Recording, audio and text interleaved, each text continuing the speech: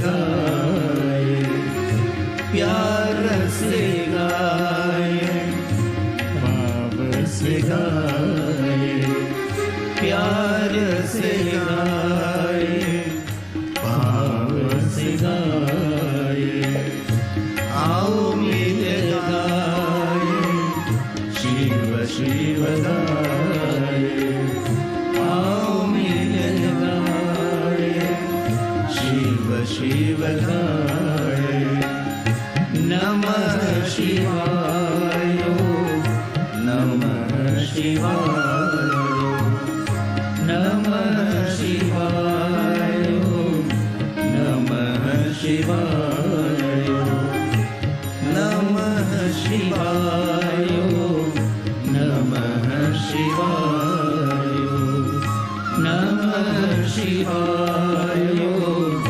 नमः शिवाय।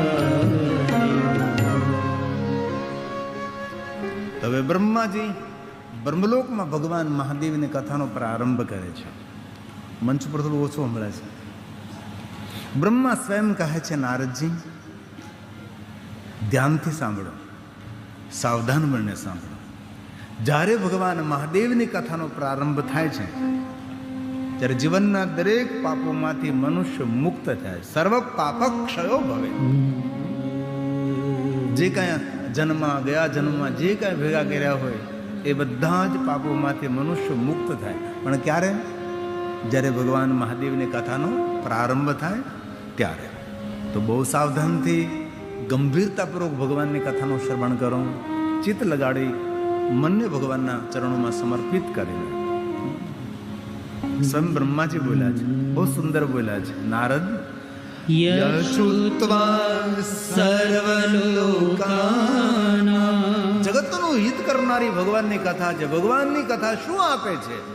સર્વ પાપ ક્ષયો ભવે, જન્મ જન્માંતરના પાપમાંથી મુક્ત કરનારી ભગવાનની કથા છે. કથા પુણ્ય આપે છે, કથા ભાગ્ય ખોલે છે. કોણ બોલે છે? બ્રહ્મા બોલે છે. તદહં તે પ્રવક્ષ્યામિ. એ નારદ, હું ને તમે બંને શિવને યાદ કરી અને શિવની કથા કરીએ.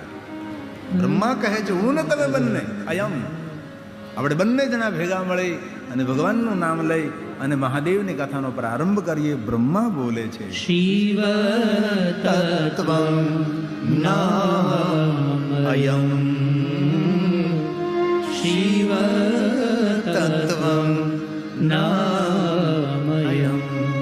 બ્રહ્મ નારદ બંને ભગવાન મહાદેવનું નામ લઈ હવે મહાદેવની કથાનો પ્રારંભ થાય છે. અને હવે બ્રહ્મા કહે છે, નારદજી સાંભળો, હું શિવ તત્વને નથી જાણતો. તમે જોવો તો ખરા, બ્રહ્માનો કેટલો સુંદર સ્વીકાર છે, હું શિવ તત્વને નથી જાણતો. હવે એટલું વિચારો કે સ્વયં બ્રહ્માજી જો શિવ તત્વ ન જાણતા હોય તો આપણે જાણી શકીએ? બ્રહ્મા કોઈ સામાન્ય દેવતા છે? બ્રહ્મા દ્વારા સુંદર સૃષ્ટિની રચના થઈ છે. બ્રાહ્મણ, ક્ષત્રિય, વૈશ્ય આ સૌને સર્જન કરનાર કોણ છે? સુંદર સૃષ્ટિની રચના કરનાર કોણ છે? બ્રહ્માજી છે. આટલો સામર્થ્ય બ્રહ્મા એમ કહેતા હોય કે હું આ તત્વને નથી જાણતો, અને આપણે એમ કહીએ કે હું આ તત્વને જાણું છું. કેવી રીતે સ્વીકારી શકાય છે? બ્રહ્માનું સામર્થ્ય છે.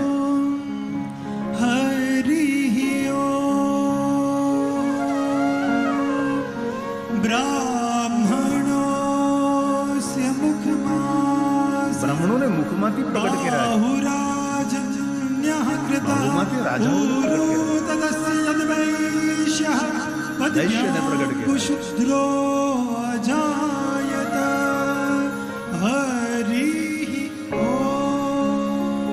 તો બ્રહ્મા આટલા સમર્થ દેવ હોવા છતાં એમ કહે કે નારદ, હું નથી જાણતો. આ સ્વયં બ્રહ્મા બોલ્યા છે.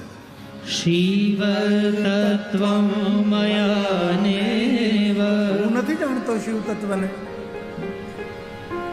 સાંભળો નારદ, હું સ્વયં તો શિવ તત્વ નથી જાણતો, પરંતુ વિષ્ણુનાપી યથાર્થતઃ, વિષ્ણુ થોડું ઘણું જાણે છે યથાર્થ. હું તો બિલકુલ મૂળમાંથી શિવ તત્વને જાણતો નથી, પણ વિષ્ણુ થોડુંક જાણે છે. યથાર્થ મતલબ થોડું થોડું, પણ કોણ છે, ક્યાં છે ખબર નથી. જે તત્વને વેદ પુરાણ ઋષિ મુનિઓ યોગી મહાપુરુષો નેતિ નેતિ શબ્દોથી પોકારે છે. વેદોની વાણી પણ જેની અટકી જાય એનું વર્ણન કરવાની અંદર એ તત્વને હું તમને સમજાવવાનો પ્રયાસ કરું છું. અવિદ્યતે સચકિતમ, વેદ કંપનમાં અનુભવ કરે, ડરી જાય કે આ તત્વને નહીં જાણી શકાય, ત્યાં નહીં પહોંચી શકાય. આ બ્રહ્મ બોલ્યા છે જે તત્વની આપણે વાત કરવા જઈ રહ્યા છીએ. અવિદ્યતે સચકિતમ, બધા જ શાસ્ત્રો પુરાણો કંપનનો અનુભવ કરવા લાગે. કોઈ તો છે જગતનો રચયિતા, કોણ છે, કેવો છે, ક્યાં બેઠો છે ખબર નથી. ક્યારેક સમય લઈને અગાશી પર ઉભા હોય ને તો આખા ગગનની અમે જોઈ તો ખબર પડે કે આ બધું સર્જન કરનારું કોણ છે. આ બ્રહ્માંડમાં પૃથ્વી તો ગરજ સમાન છે. તો આપણા પૃથ્વી કરતા આપણે મોટી મોટી પૃથ્વીઓ આ અંતરિક્ષમાં છે, અગણિત સૂર્ય છે, આખું બ્રહ્માંડ છે, કેટલી ગેલેક્સી છે, એમાં પૃથ્વીનું કોઈ અસ્તિત્વ નથી. તો આપણું અસ્તિત્વ ક્યાંથી હોય? ક્યારેક સમય લઈને અગાશી પર ઉભા રહીને આકાશની સામે જોયું તો આપણા હૃદયમાં વિશાળતા આવે. આપણું જીવન જીવન જ નથી. મનુષ્ય દેહ મહાપદાર્થ, જીવનની મહિમા છે.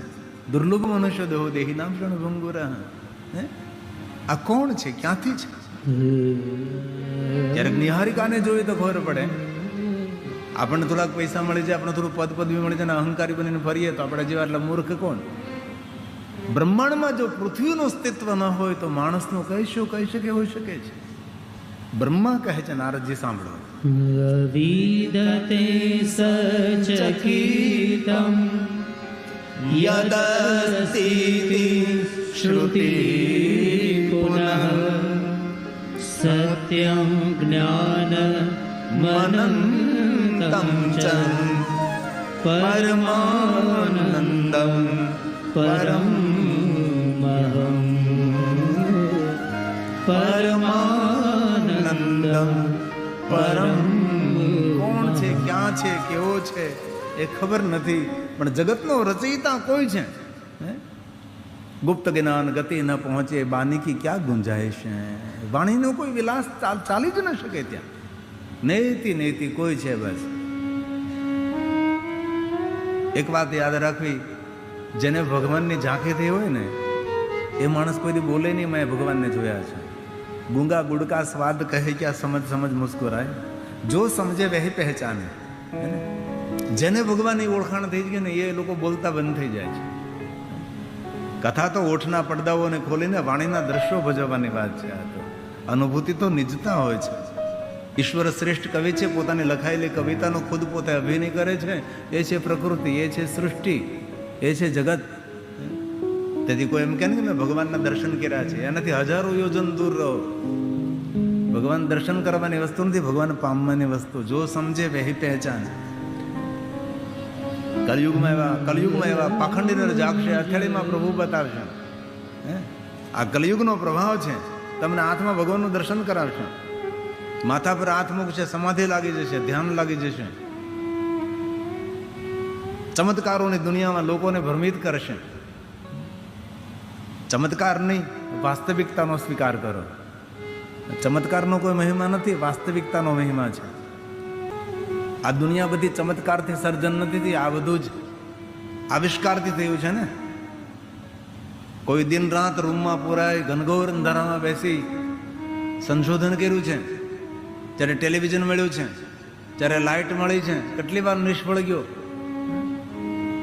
કોઈ પંખાની શોધ કરી છે, કોઈ માઇકની શોધ કરી, કોઈ કેમેરાની શોધ કરી છે, કોઈ મોબાઈલ નહીં, કોઈ સ્માર્ટ મોબાઈલ નહીં, કોઈ સાયકલ બનાવી, કોઈ મોટર ગાડી બનાવી. એ કાંઈ ચમત્કાર નથી થયું, આવિષ્કારથી થયું છે. બુદ્ધિજીવી માણસોના પરિશ્રમથી પુરુષાર્થથી આ બધી સુવિધાઓ આપણને મળી છે. એ ફૂંક મારી નથી થયું આ બધું. કોઈ ટ્રેન બનાવી, કોઈ પ્લેન બનાવ્યું, કોઈ જહાજ બનાવ્યું. જરૂરિયાત એ સંશોધનની માં છે.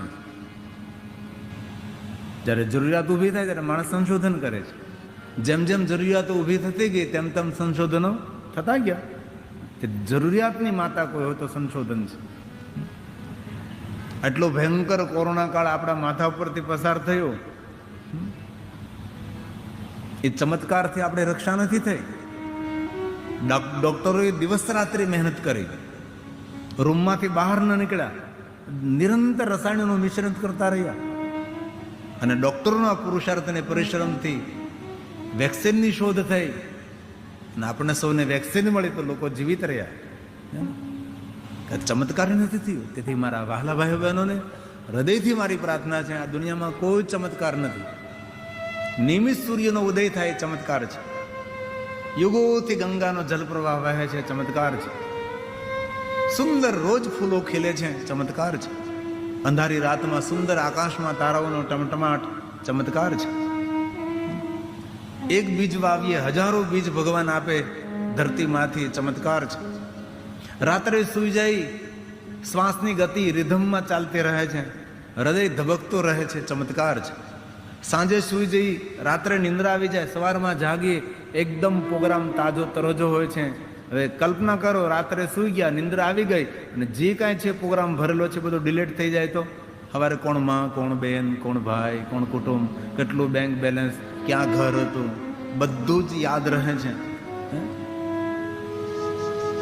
મારા જેવો માણસ ક્યાં જાદુ દેખાડે અને તમે આપણે પાગલ થાય.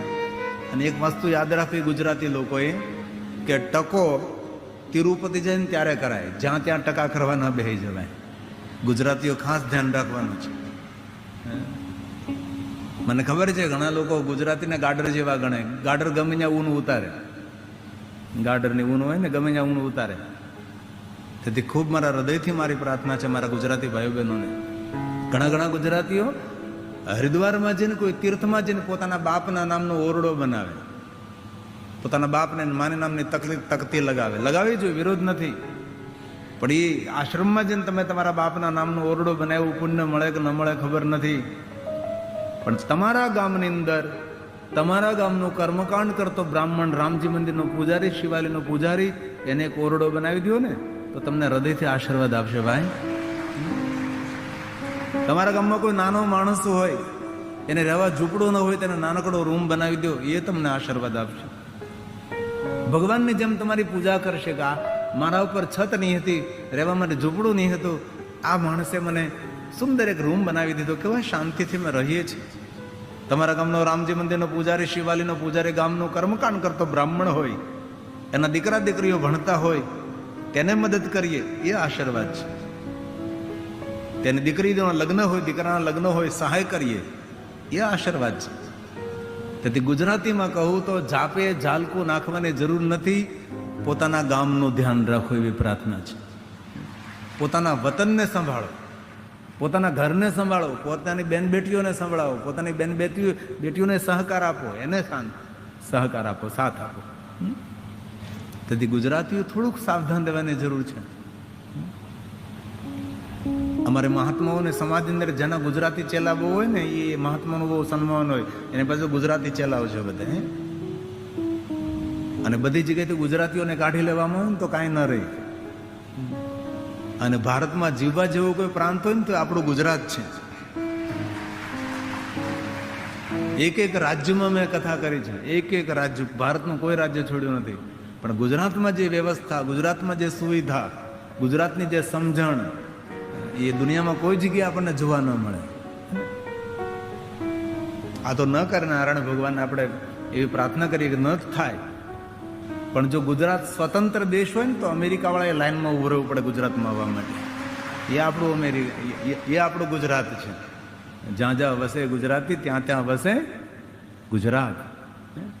તેથી બહુ જ વહાલા ભાઈઓ બહેનોને પ્રાર્થના છે, કોઈ જ ચમત્કારોની દુનિયામાં જવાની જરૂર નથી.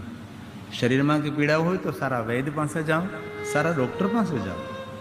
બિઝનેસ સરખો ચાલતો ન તો બિઝનેસ મોટિવેશન કરો આવે, એની પાસે જાઓ કે હું આ બિઝનેસ કરું છું ભાઈ, મને આમાં કંઈ તકલીફ છે, આમાં કંઈ સફળતા નથી મળતી, આપ મને જરા પોઈન્ટ આપો, જરા સમજાવો જરા. દરેકના નિષ્ણાંત હોય છે. પૂજાપાઠનો કોઈ પ્રશ્ન હોય તો કર્મકાંડ કરનારા, પૂજાપાઠ કરનારા આચાર્યો પાસે જવામાં આવે. શાસ્ત્રનો કોઈ પ્રશ્ન હોય તો શાસ્ત્રને નિષ્ણાંત માણસો પાસે જવામાં આવે. શરીરમાં કંઈ તકલીફ હોય તો ડૉક્ટરો પાસે જવામાં આવે, વૈદ્યો પાસે જવામાં આવે. તમે જે પ્રકારનો બિઝનેસ કરો છો, બિઝનેસમાં રૂકાવટ આવતી હોય તો એ બિઝનેસના નિષ્ણાંત હોય છે.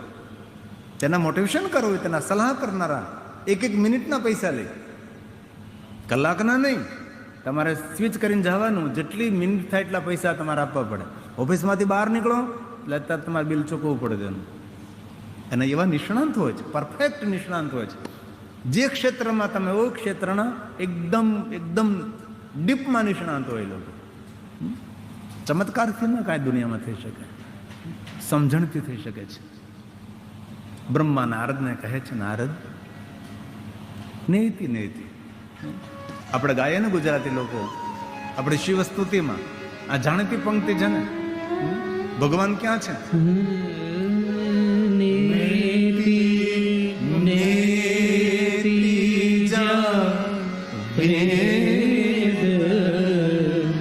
કહે